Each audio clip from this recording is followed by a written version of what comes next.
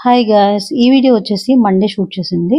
ఈరోజైతే మా పాపనైతే నేను స్కూల్‌లో డ్రాప్ చేసి అయితే వచ్చేసాము. పికప్ కోసం అయితే ఇద్దరం వెళ్ళాం. చాలా హ్యాపీగా ఫీల్ అయిపోయింది ఇద్దరిని చూసి. రోజు ఇద్దరు, ఇద్దరు రండి, ఇద్దరు డ్రాప్ చేయండి అని చెప్పి అయితే కబుర్లు చెప్పుకుంటూ అయితే మంచిగా హ్యాపీగా అయితే వచ్చేసింది. స్టార్టింగ్‌లో కొంచెం ఏడ్చింది. కాకపోతే బాగా సెట్ అయిపోయింది. ఆల్రెడీ ఇంతకు ముందు కూడా వెళ్ళింది డే కేర్‌కి. సో, ఈజీగానే మింగిల్ అయిపోయింది తను. అండ్ లంచ్ టైమ్ అయిపోయింది. ఈరోజైతే నాకు హాలిడే కాబట్టి మండే ఇంకా కంగారు లేకుండా నేనైతే పీస్‌ఫుల్‌గా వంటయితే స్టార్ట్ చేసుకున్నా.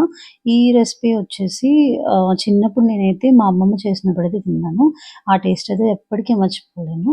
ఇంకా ట్రై చేద్దాము ఎలాగో ఫ్రెష్‌గా ఉన్నాయి గదా! అని చెప్పి వెజిటబుల్స్ అయితే తెచ్చుకున్నాను.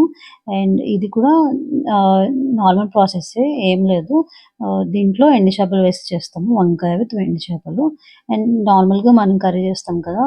ఆనియన్, టొమాటో, గ్రీన్ చిల్లీ, పసుపు అండ్ సాల్ట్ అండ్ కారం ఇంకేం ధనియా పౌడర్ అవేమి వేయలేదు దీంట్లో నేను. కొంచెం బాగా మగ్గిన తర్వాత ఇంక లాస్ట్‌లో వంకాయలు అండ్ డ్రై ఫిషెస్ కూడా వేసేసి బాగా మగ్గిన తర్వాత వాటర్ ఎయాలి. వెంటనే వాటర్ ఏసేస్తే టేస్ట్ రాదు.